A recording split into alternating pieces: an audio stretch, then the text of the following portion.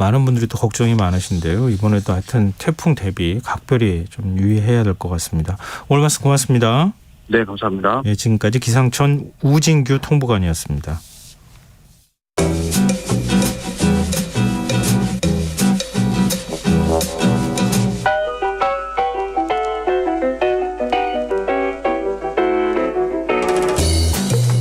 한국인은 밥심으로 산다. 이런 말이 있죠. 사실 우리는 밥은 먹었니? 식사는 하셨어요? 이런 말을 안부 인사로 대신할 만큼 따뜻한 식사 한 끼에 여러 의미를 담기도 하는데요. 청취자 여러분들은 오늘 어떤 식사하셨습니까? 실생활에 도움이 되는 책 함께 읽어보는 시간이죠. 주경야독 성신여자대학교 겸임교수이자 북튜버 이시안 작가 나와 계십니다. 안녕하세요. 네, 안녕하세요. 네. 나왔습니다. 갑자기 말을 더듬었어요. 네. 자, 오늘 어떤 책 소개해 주실 거예요? 이게 보통 행복이라는 게 사실은 그 여러 가지 책을 봐도요 다 상대적이다 이런 얘기잖아요. 네. 그래서 부탄같이 수치만 보면은 그 절대적 빈곤에 가까운 그런 나라인 것처럼 보여도 행복치는 굉장히 높다. 뭐 이런 얘기들을 많이 하잖아요. 네. 먹는 것도 그런 것 같습니다. 그런 의미에서 그러니까 내가 이만큼 먹어도 다른 사람이 어떻게 먹느냐에 따라서 이게 상대적으로 행복하냐 아니냐가 좀 정해지는 것 같은데요. 그런 의미에서 다른 사람들은 어떤 것을 먹고 또 어떻게 먹고 어디까지 먹는지 이런 것들을 아는 것이 행복을 위해서 먹는 행복을 위해서 좀 필요한 일이 아닌가 생각을 하는데요. 네. 내가 잘 먹고 다니는 건지 혹시 모자라다면 어떻게 해야 잘 먹는 것인지 우리들의 행복의 가이드가 되어줄 책이 나왔어요. 바로 대한민국 외식업 트렌드라는 책인데요. 네. 트렌드 코리아 시리즈로 유명한 김난도 교수님과 네. 서울대 트렌드 연구팀이 먹을 것에 대한 트렌드에 집중해서 쓴 책입니다.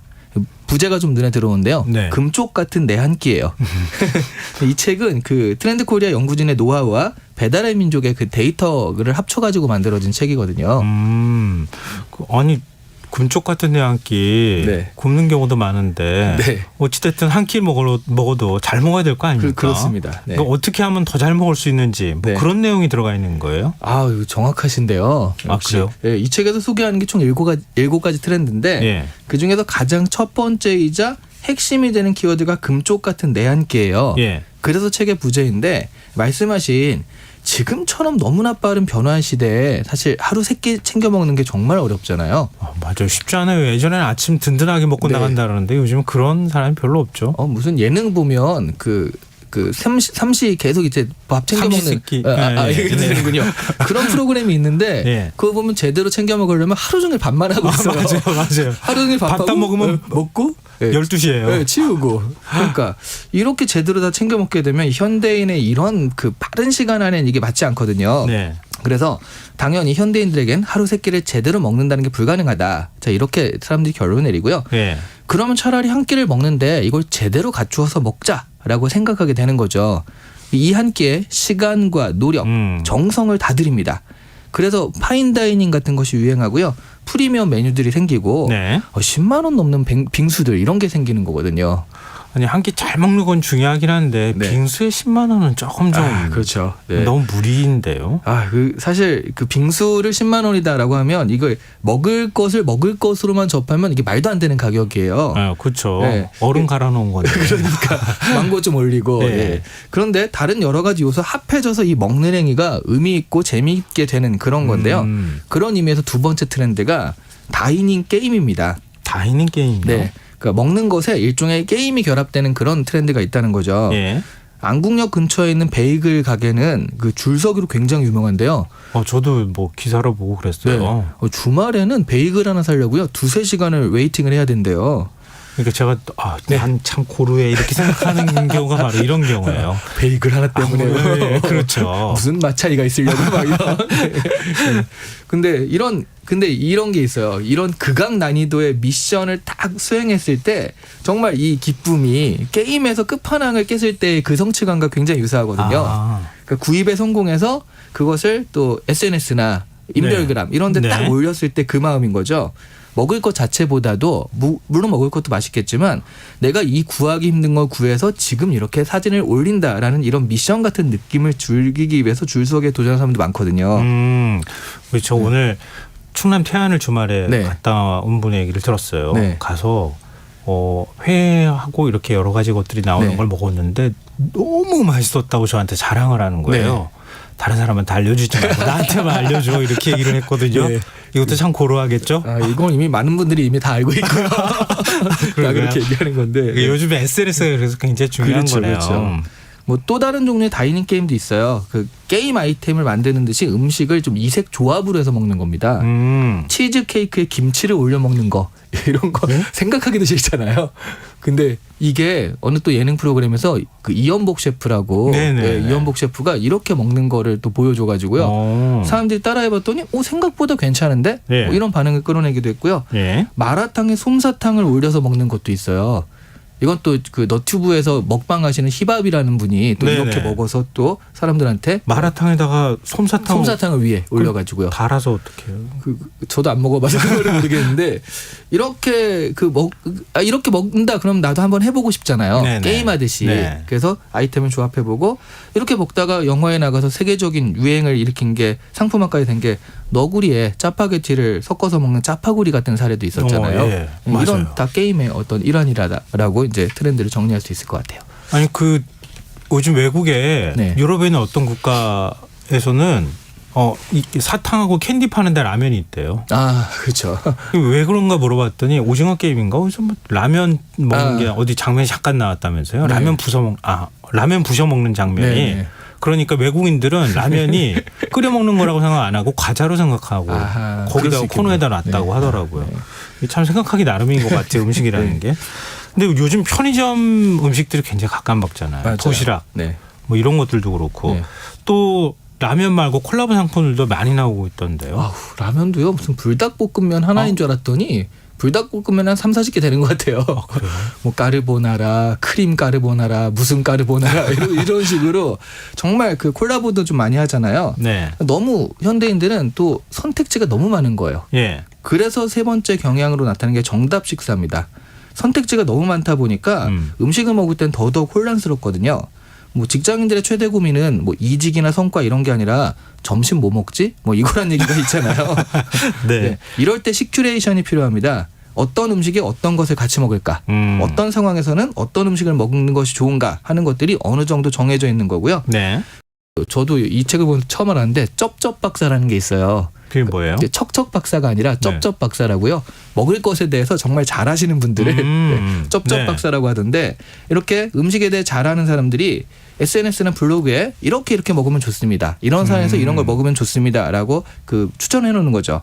그러면 아예 그렇게 거기에대로 먹든가 아니면 음식점에 가면은 오늘은 이 음식, 이럴 땐 이 음식 해서 딱 셰프가 추천하는 게 있거든요. 네. 그런 것들을 그냥 먹는 거예요.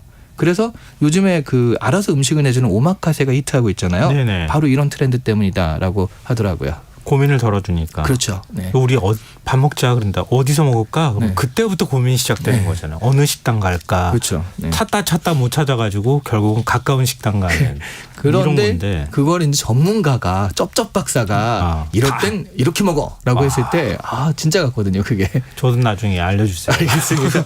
궁금한데요. 근데 요즘에 또 거꾸로 얘기하면은 그만큼 음식에 대해서 관심 많으니까 음식의 역사부터 시작해서 네. 최근 트렌드까지 잘하는 분들 진짜 많잖아요. 네, 그걸 또 식부심이라고 하더라고요. 네 번째 트렌드인데 네. 음식에 대해서 자부심을 가진다는 의미거든요. 보통 식부심은 음식에 대한 선호, 취향, 지식 같은 거에서 나옵니다. 근데 지금 말씀하신 대로 음식에 대한 지식이라면 당연히 식부심이 있는 걸 알겠는데 네. 취향이나 이런 게 어떻게 식부심과 연결되지 이렇게 생각하실 수 있거든요. 그렇죠. 네. 근데 이게 각자가 다르니까. 그렇죠. 근데 예를 들면 이런 거예요. 내가 비건이다. 난 비건 음식을 먹는다. 이런 걸 알림으로써 예. 나는 환경과 지구를 생각한다라는 메시지를 전달하는 거죠. 네. 그리고 뭐 이렇게 뭐 비건이다까지는 아니어도 네. 뭐 이런 거 있잖아요. 민트 초코를 좋아하냐, 파인애플 피자를 좋아하냐, 안 좋아하냐, 뭐 이런 식으로 호불호를 밝히면서 네. 자신의 선호를 분명히 하는데 그게 하나의 정체성이 되는 거예요. 그래서 민초단, 반민초단 하는 식으로 연대감을 형성하는 것도 있고요. 이런 연대감. 오이를 싫어하는 사람들의 모임 이런 식으로요. 예. 어떤 식부심 트렌드에서 나온 현상들이라고 이런 것도 할 수 있다는 거죠. 어쨌든 나와 취향이 맞는 사람하고 맞는다는 맞습니다. 건 대화도 잘 통한다는 뜻이고. 맞습니다. 굉장히 좀 든든하잖아요. 네. 짜장면에 오이 빼야 되는 거 아니야? 이런 얘기 막 하면서 서로 그치, 이제 부먹이냐 찍먹이냐 이거 가지고 그쵸. 싸우는 것도 마찬가지일 것 같아요. 자, 그럼 또 어떤 트렌드가 있습니까? 다섯 번째는 이야기 식당인데요. 이야기 혹은 문화가 식당과 결합되는 거예요. 그 영화 테마에 맞춰서 음식이 서빙되는 식당도 있고요. 뭐 화양연화 이번 한 2달 정도는 화양연화에 맞춰가지고 음식이 서빙된다 이런 식당도 있더라고요. 중식당인데요. 네네. 예. 그리고 식당이나 매장이 하나의 갤러리처럼 구성돼서요 음식을 전시하는 경우도 있습니다. 그냥 좀 갤러리에 뭐 이렇게 전시하듯이요 하나가 예. 딱 올려져 있는 거예요. 오, 저 먹어도 되나 싶을 정도로 예. 그렇게 또 한 것도 있고요. 음식과 테마가 어우러져서 하나의 세계관을 형성하는 거죠. 근데 사실 이야기가 있는 식당이라는 건 이렇게 트렌드에서 낯선 게 아닌 게요. 예전에도 그런 거 많았잖아요. 영화에 나온 곳이라고 찾아가 본다든가 네네. 유튜브나 방송에서 소개된 곳 같은 그런 식당도 찾아가 보고 이런 거 다 그 이야기 연결편이라고 할 수 있거든요. 네네. 아, 내가 좋아하는 연예인 누가 그 너튜브에 나와서 여기서 이런 자세로 앉아서 이렇게 먹었어. 나도 따라해볼래. 뭐 이런 것들 있잖아요. 예. 이런 것들 일종의 이야기 식당인 거죠. 그리고 뭐 식당에 자주 걸려 있는 가보면 또 어느 방송에 나왔다는 플랜카드도 있고요. 네. 연예인들의 사인 같은 것들도 일종의 이야기 식당이다라고 말할 수 있는데요. 근데 한 가지 그래서 이런 트렌드를 아니 일반적인 그 소상공인들 어떻게 따라해라고 생각하시는데 네. 이 책에서는 그런 것들을 어떻게 따라하면 좋을지를 좀 세부적인 것들을 적어놨어요. 이런 그래요? 트렌드에서 이런 것도 뭐 우리 식당의 창업 스토리 그 간단하게 있을 수 있잖아요. 예. 그런 것들이라도 한 자 적어놓는다든가 메뉴를 어떻게 가져왔는지 한 자 적어놓는다든가 이런 것들도 이야기랑 연결되는 것이다. 이렇게 좀 따라할 수 있다. 뭐 이런 식으로 소개가 되고 있기도 합니다. 또 환경과 연결되는 트렌드가 또 있다고요? 네, 그 식사이클링이라는 트렌드가 있는데요. 예. 먹는 것 하나에도 환경을 생각하는 트렌드입니다. 그러니까 못난이 야채를 찾아서 먹는다든가. 네. 그 되게 당근이 이렇게 다리가 2개 있어가지고 못난이라기보다는 좀 무섭게 생긴 그런 당근도 있더라고요. 네. 그런 걸 찾아 먹고 일회용 용기를 거부하고 음식 포장을 할 때도 다회용 용기를 이용하는 뭐 그런 것들이죠. 또 그 배달하는 그런 앱에서 시킬 때도요. 일회용 물품들은 안 주셔도 좋다라는 선택지가 있거든요. 네. 여기에 체크해 놓으면 일회용 젓가락 같은 것이 같이 오지 않습니다. 네, 이런 식으로 내가 먹는 거 하나에도 그 환경을 생각한다. 이런 것들이 좀 트렌드로 나오고 있어요. 혹시 그런 거 신경 쓰세요? 저는 이렇게 일회용품을 안 받는다라는 그 하나 정도는 지키고 있어요. 저도 그거는 실천하시는 분들이 많이 있을 것 같아요. 네, 맞습니다. 불필요하게 그거 안 주셔도 돼요. 맞습니다. 네. 뭐 김밥 먹으러 간다 그러면은 네. 나무 젓가락 안 주시고 그냥 싸서 주세요. 네. 그다음에 호일에 싸서 그냥 손으로 들고 먹는다거나. 맞습니다. 네. 이런 이런 게 하나하나 다 트렌드가 될 수 있다 이런 네. 말씀이신데 우리가 지금까지 몇 개 했죠? 지금 6개. 그럼 마지막 했고요. 7개라고 하셨죠? 네, 마지막은 친절의 재발견입니다. 친절이 좀 상대적인 건데요. 예. 편한 것보다 더욱 중요한 게 고객의 입장에서는 내가 배려받고 있다라는 마음을 전달받는 거거든요. 그런데 갈수록 키오스크나 비대면 서비스 같은 것들이 많아지니까 네. 이 사람의 친절이 전달될 방법이 그렇게 많지가 않거든요. 네, 맞아요. 이럴 때 어떻게 배려의 마음을 보여줄 수 있는지 찾아내면 그게 바로 친절의 재발견이 되는 거죠. 이거 매우 중요할 것 같은데요. 맞습니다. 외식업 하시는 분들 맞습니다. 입장에서는. 그래서 사실 가장 흔한 것 중에 하나가 배달받은 음식에서 손님을 기억하는 저번에 이거 시켜줘서 감사합니다 하면서 예. 손편지 같은 것들을 발견하면 그 고객이 앞으로 단골로 남을 확률이 굉장히 높다고 합니다. 네. 이거는 그 배달앱의 데이터를 가지고 했다고 그랬잖아요. 네. 실제로 그 데이터를 보니까 단골이 될 확률이 훨씬 높대요. 네네. 사장님이 그만큼 더욱 손님에게 친절한 말을 한마디라도 더 붙일 수 있어도 좋다라는 한 레스토랑 대표의 말이 있거든요. 예. 그러니까 이게 기계가 서빙을 하면 그럴 수 있다는 얘기예요. 그러니까 AI가 계속 발전하는 시대에 어떻게 기계와 공존해야 하는지 보여주는 말이기도 한 거죠. 근데 키오스크만 쓰다가 네. 갑자기 직원이 와서 너무 잘해주시는 거예요. 네. 그 다음에 팁은요? 이렇게 쓰면 굉장히 요즘 택시도 팁 얘기 나오잖아요. 아 진짜요? 예. 안 좋은데요. 자, 우리 마지막으로 공식 질문이죠. 이 책을 읽어야 하는 이유 정리해 주신다면요. 실제 외식업에 종사하는 자영업자분들에게는 당장 참고할 만한 교과서 같은 책이고요. 일반적인 대중들에게는 가이드 같은 책이 될 것 같아요. 제가 이제 다 설명은 못 드렸지만 이 책은요. 진짜 읽기가 시간이 걸려요. 네. 책은 술술 읽히는데 사례로 소개되는 식당이나 음식이 되게 맛있어 보여서 인터넷 찾아보거든요. 네네. 검색해놓고 나중에 가야지 목록 정리해놓고 그러다 보니까 이게 굉장히 식욕도 자극하고요. 한번 가보고 싶은 방문욕을 자극하는 그런 책이기도 합니다. 그 미션을 수행하듯이 재미있게 가볼 만한 식당을 소개하는 책이다라고 보셔도 좋을 것 같습니다. 그 리스트 중요한데. 네. 공유해드리겠습니다. 네, 알겠습니다. 오늘 주경야독 여기까지 하겠습니다. 지금까지 북튜버 이시안 작가와 함께했습니다. 오늘 말씀 고맙습니다. 네, 감사합니다. KBS 라디오 김성환의 시사야 1부 순서 여기서 마무리하겠습니다. 저는 11시 정각 2부에 다시 오겠습니다.